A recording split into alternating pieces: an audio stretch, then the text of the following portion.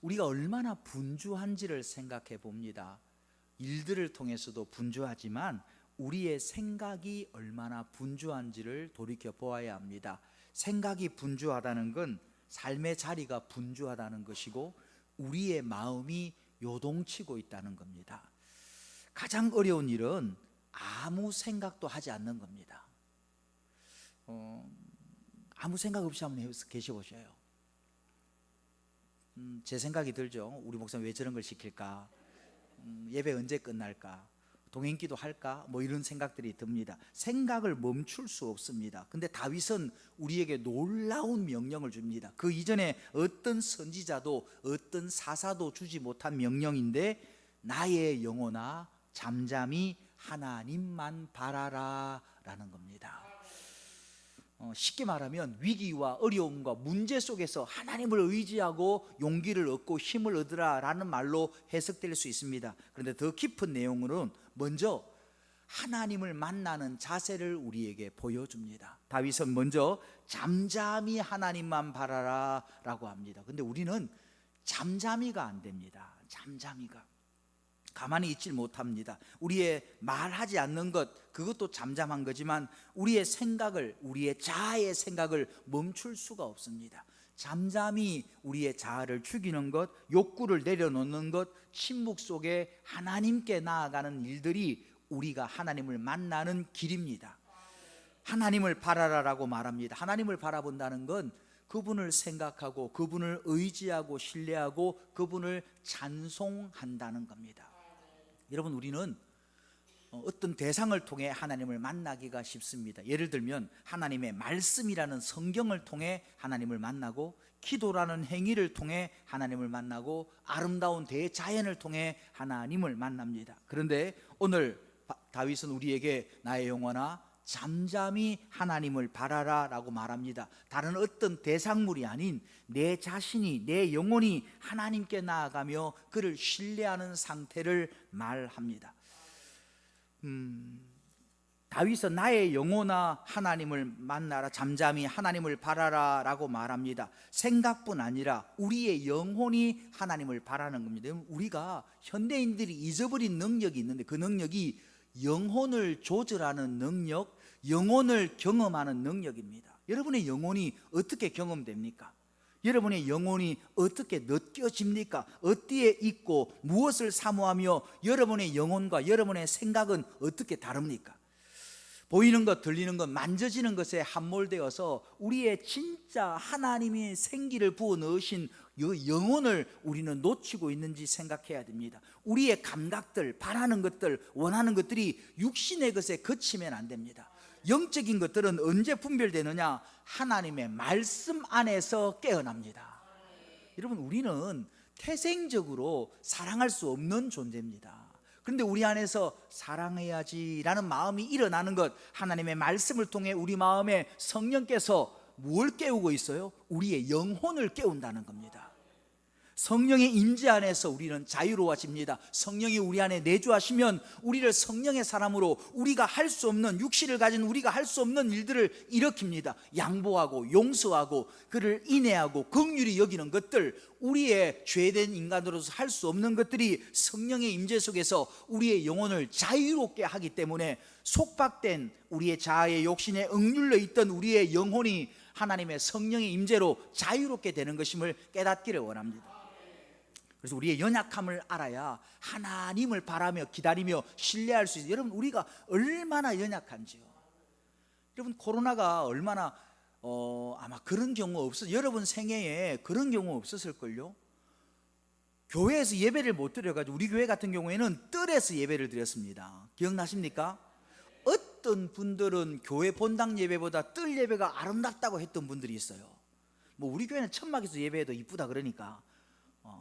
그래서 그때에 코로나 사태가 일어났을 때, 코로나라는 병균, 세균이 눈에 보이나요? 정말 작은 것, 눈에 보이지 않고 현미경으로 분석하려고 해도 안 되는 그 작은 것 하나가 우리 몸에 들어오면 우리를 그렇게 넘어지게, 우리가 얼마나 연약한 존재인지요. 이사야 40장은 우리에게 어떤 존재인지를 말합니다. 모든 육체는 풀이요, 그의 모든 아름다움은 들의 꽃과 같으니 풀은 마르고 꽃은 시드나 우리 하나님의 말씀은 영원히 서리라. 할렐루야. 우리의 육체는 풀과 같고요, 우리의 아름다운 풀의 꽃이 여러분 오늘 아름답게 피었지만 아침에 비 내리고 바람 불면 그 다음날 보면 초라해져요. 앞에 여기 청년들, 잘생기고 이쁜 청년들 노래했죠? 별로 안 남았어요. 걔들이 하늘 이게 무슨 말인지 모를 거야. 하늘 할 때가 몇 날 안 남고 이제 조금 있으면 뒤뚱뒤뚱 할 거예요. 유진이가 입은 저런 옷을 이제는 소화할 날이 얼마 안 많이 입어. 이제 조금 있다가 결혼하고 나면 저런 옷을 못 입어요. 약간 임산복 같기도 하고. 그런데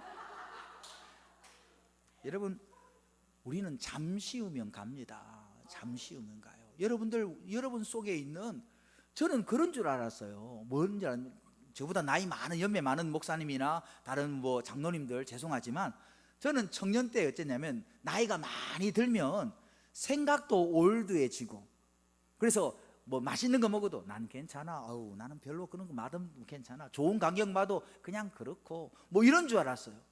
똑같아. 청년 때나 총각 때나 대학생 때나 지금 마음이나 똑같아요. 아름다운 거 보고 뜨거운 찬양이 있으면 열정히 찬양하고 싶고, 나도 그 속에 들어가고 싶고 새로운 찬양 배우고 싶고 함께 청년들과 젊은이들과 함께 찬양하고 싶은 생각이 똑같습니다. 단지 호흡이 안 따라와서 그렇지. 인간은 잠시 사라지는 풀과 꽃과 같습니다. 야고보서 4장은 이렇게 말합니다. 내일 일을 너희가 알지 못하는도다. 너희의 생명이 무엇이냐? 너희는 잠깐 보이다가 없어지는 안개니라. 여러분, 그래서 우리의 허망한 인생, 우리의 연약한 육체를 통해 우리는 누구를 신뢰해야 되느냐? 하나님을 신뢰하는 여러분 되기를 원합니다. 흔들리는 인간을 잡아줄 유일한 분이 하나님이십니다. 하나님은 자기를 의뢰하는 자를 지키신다 약속하시는 분임을 깨닫기를 원합니다. 그래서 하나님을 만난다는 것보다 인생에 행복한 것이 없습니다. 여러분 삶 속에서 어렵고 힘들 때마다 기도의 자리가 생각나는 게 진짜 신앙입니다. 어서 교회로 가야지, 내 기도 자리로 가야지, 내 하나님을 만나야지, 그분께 내 마음을 토해야지. 이것이 믿음 있는 사람의 고백이며 인생의 중요한 진리를 아는 사람임을 깨닫기를 원합니다. 하나님이 모든 인생을 이끌어 가십니다. 우리가 했다는 것 없습니다. 하나님이 하십니다. 오늘 시편의 기자인 다윗은 누구보다도 드라마틱한 인생을 살았습니다. 그가 베들레헴의 촌부의 막내 아들로 아무것도 가진 것 없고 배운 것 없는 아이로 태어났지만 사무엘에게 어릴 때 기름 부음 받고, 그리고 수금을 잘 타서 사울에게 무기 든 자로, 수금 타는 자로 그가 뽑힙니다. 그러다가 골리앗과의 싸움에서 이기며 천부장이 되고 왕의 사위가 되고, 사울 왕이 그를 죽이자 하자 도망자가 되고 유다의 왕이 되며 하나님의 영광을 드러내는 그 베들레헴 어린 목동이 이스라엘 왕국의 왕이 됩니다. 이쯤 업적을 쌓았다면 스스로를 의지하고 스스로 교만할 수 있는, 내가 누군데? 나 다윗이야, 나 어린아이 목동에서 왕으로 입지적으로 성장한 사람이야, 그러지 않겠습니까? 그런데 여러분, 다윗은, 다른 사람들은 다윗을 와 다윗이구나, 역시 다윗이구나, 골리앗 이기는구나, 천부장이구나, 만부장이구나, 이스라엘의 왕이구나, 그를 높이고 그를 위대하다고 칭송할 수 있습니다. 다른 사람은. 그런데 속지 않는 사람 한 사람이 있습니다. 바로 다윗입니다. 자기가 한 것 아닌 걸 알고 있습니다. 자기의 능력과 실력과 힘으로 그가 된 것이 아니라 하나님이 그에게 기름 부음 받음으로 그를 세우신 하나님이 전적으로 하셨음을 다윗은 속지 않음을 여러분 깨닫기를 원합니다. 그래서 오늘 다윗은 말합니다. 나의 구원과 영광이 하나님께 있으며 내 힘의 반석과 피난처도 하나님께 있도다. 여러분, 하나님께 뿌리 내리는 여러분 되기를 원합니다. 우리의 인생은 하나님이 결정자이십니다. 하나님이 주관자이심을 믿으시기를 원합니다. 여러분, 김연아 선수 밴쿠버에서 올림픽 갔던 거 보셨습니까? 저는 가끔 봅니다. 왜냐하면 저는 중요한 그런 장면, 우리나라가 잘 되거나 제가 좋아하는 선수 이런 분들은 박지성 선수 골 넣는 거 이런 장면은 녹화해서 컴퓨터에 둬요. 그래서 마음이 한국인에 대한 자긍심이 부족할 때 김연아 선수 걸 틀어봅니다. 그러면 지금도 가슴 떨리는 것 같아요. 막 바밤 하면서 막 하는 게 있어요. 그런데 잘 보면 여러분, 김연아 선수가 점프를, 제가 원래 한 10년만 젊었으면 여기서 보여줄 건데 점프를 샥 돌면서 쫙 해요. 근데 카메라가 쫓아가요. 우리는 카메라가 김연아 선수를 쫓아가니까 카메라 앞에서 쫙 하는 것 같죠? 아니에요. 자세히 보면 김연아 선수가 가장 고난이도 점프를 하거나 가장 자신 있는 자세를 취할 때는 관중 앞에서, 카메라 앞에서 아닙니다. 심사위원 앞에서예요. 심사위원들이 점수를 매기고 올림픽 금메달을 땄 거 아니에요. 심사위원 옆에서 등을 보이고 연기하지 않아요. 가장 중요한 연기는 빙판을 돌다가 가장 멋진 점프는 심사위원들 앞에서 돕니다. 왜 그러냐면 그들이 점수를 매기고 메달을 결정하기 때문입니다. 우리 인생의 결정은 하나님이 하십니다. 시편을 읽어보면 다윗의 편보다 다윗의 대적이 더 많아요. 다윗을 시기하고 질투하고 그가 누구냐? 이새의 아들이 누구냐? 이 땅에 주인에게서 벗어난 종들이 많도다. 수많은 사람들이 다윗을 모욕하고 대적이 됩니다. 그런데 그가 어떻게 승리자가 되고 지금까지도 다윗이라는 이름이 하나님의 영광된 이름이 됩니까? 하나님이 결정하셨기 때문입니다. 여러분, 사람들, 인류의 모든 70억이 모여가지고 김동욱 목사 나쁘다, 김동욱 목사 별로다, 김동욱 목사 못생겼다, 아멘 안 해주셔서 감사해요. 생각 없이 주무시다가 아무 때나 아멘 하면 안 돼요. 70억 명이 다 손들어서 나 못났다 그래도 하나님이 김동훈 목사 쓸만해, 그러면 결정 나는 겁니다.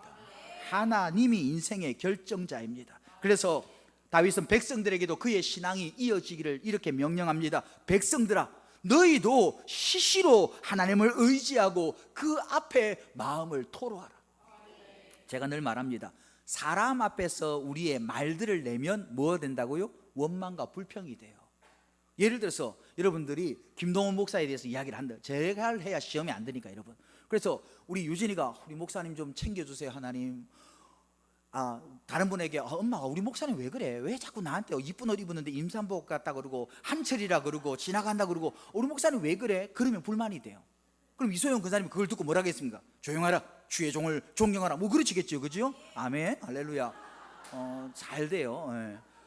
그러는데 그걸 하나님께 하면, 사람한테 하면 원망이 되지만, 하나님, 우리 목사님이 나를 좋아하는 건 알고 있는데 자꾸 이상하게 말을 해요. 하나님 어떻게 하시겠어요? 책임져 주세요. 그러면 그건 기도가 되는 거예요. 다윗이 그 비밀을 깨닫습니다. 그래서 다윗은 시시로 때를 가리지 아니하고 언제나 하나님을 의지하고 그 앞에 너희의 마음을 토하라 말씀하고 있음을 여러분 아시기를 원합니다. 하나님을 만나기가 쉽지만 어려운 이유는 하나님은 진실된 사람과 교제하시기 때문입니다.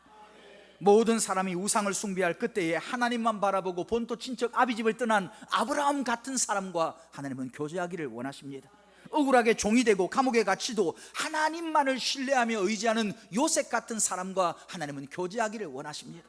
그랬기 때문에 우리가 우리 속에 거짓되고 헛된 마음으로 악한 게으름으로 하나님을 만나려 하면 결단코 하나님을 만날 수 없습니다. 그래서 그리스도의 보혈이 필요한 것이지요. 예수님의 보혈을 붙잡고 하나님을 만나는 여러분 되기를 원합니다.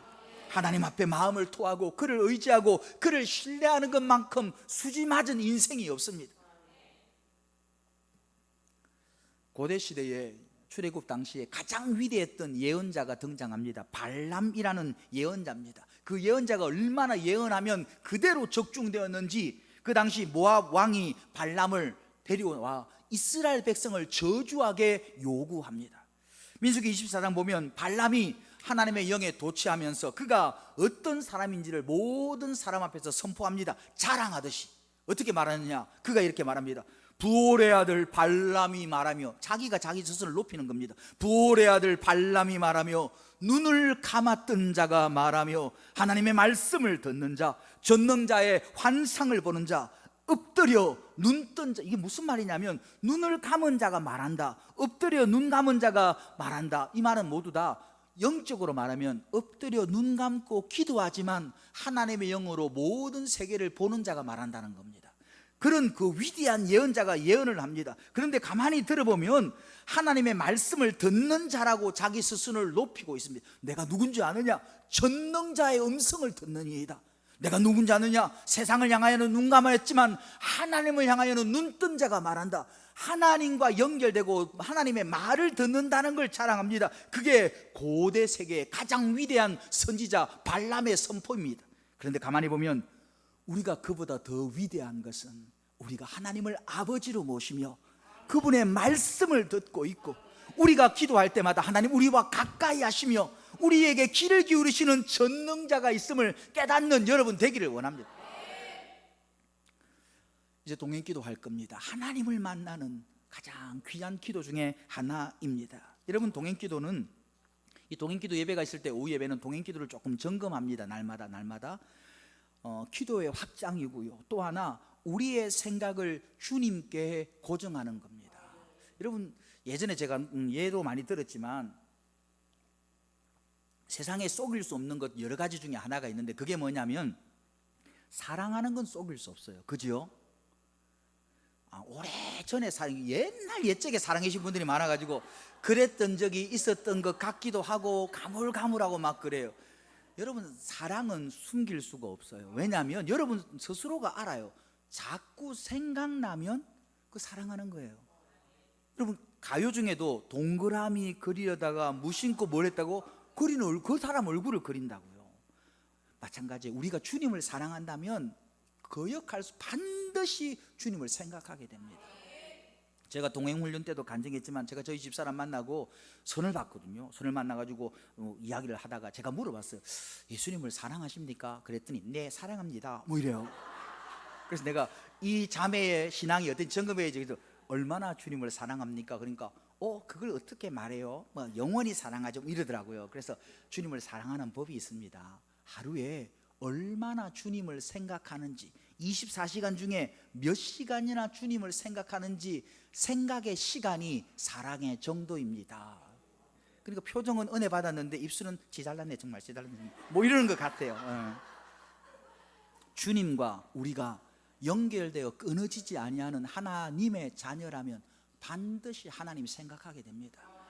위기 때에 예수님 생각이 나야죠. 믿음 있는 사람은 믿음 생활하다가 고난이 닥치면 이렇게 말합니다. 주님, 내게 무엇을 말씀하십니까? 내가 어떤 연단이 필요합니까? 더 주님께로 가야겠습니다. 내 삶의 자리에 어떤 죄악이 있습니까? 끊을 것이 무엇입니까? 그래서 하나님께로 위기 속에 가려고 그 길을 뚫어가는 사람이 있고, 어떤 사람은 고난 가운데, 신앙생활하다 고난 오면 이게 뭐야? 내가 하나님 믿었는데, 헌금했는데, 예배드렸는데 내게 이 고난이 오는 것 보면 왜 이러지? 하나님 없는 거 아니야? 뭐야 이거? 그의 인생이 혼란합니다. 왜냐하면 예수 그리스도에게 뿌리 내리지 아니하는 어리석은 모래알 위에 지은 집과 같은 신앙을 갖고 있기 때문입니다. 그래서 예수님을 사랑하는 자는 고난을 통해 주님을 찾게 됨을 여러분 깨닫기를 원합니다. 주님 사랑한다면 반드시 주님 생각합니다. 그러면 그 생각이 무엇입니까? 생각은 기억하는 거고, 사모하는 거고, 바라보는 거고, 그건 기도의 한 모습임을 여러분 아시길 원합니다. 이사야 26장에 이사야가 자기의 기도의 모습을 이렇게 표현합니다. 여호와여, 주께서 심판하시는 길에서, 여러분 아시지요? 이사야 때에 하나님이 이스라엘을 심판하신 때입니다. 그 길에서 우리가 주를 기다려 싸우며, 여러분 주님은 육체로 오시는 분이 아닙니다. 볼 수 있는 육체를 입고 오시는 분이 아닙니다. 그런데 이사야가 주님을 기다리고 있다고 표현합니다. 주의 이름을 위하여 또 어떻게 해야 기다리느냐? 주를 기억하려고 우리 영혼이 사모하나이다. 밤에 내 영혼이 주를 사모하였은즉 내 중심이 주를 간절히 구하오니 이 이는 주께서 땅을 심판하실 때에 세계의 거민이 의를 배움이니이다. 이사야의 기도는 뭐냐면, 주님, 주의 심판이 다가와 우리가 주를 간절히 기다리고 있습니다. 나는 어떻게 기다립니까? 주를 기억함으로, 생각함으로, 내 중심이 주님을 향함으로 주를 기억하고 있습니다, 고백하고 있음을 여러분 알기를 원합니다. 여러분 잘 아시는 시편에 사슴이 시냇물을 찾기에 갈급함같이 내 영혼이 주를 찾기에 갈급하나이다. 사슴이 목이 말라 시냇물을 찾습니다. 그러면 사슴의 머릿속에 무엇만 생각나느냐? 물만 생각납니다. 우리가 주를 찾기에, 내 영혼이 주를 찾기에 갈급하다면 내 속에 주님만 생각나는 것 당연합니다. 그래서 동행기도는 주님께로 연결되는 기도이고, 주를 생각하는 기도이고, 간절히 주를 바라는 기도임을 여러분 아시기를 원합니다.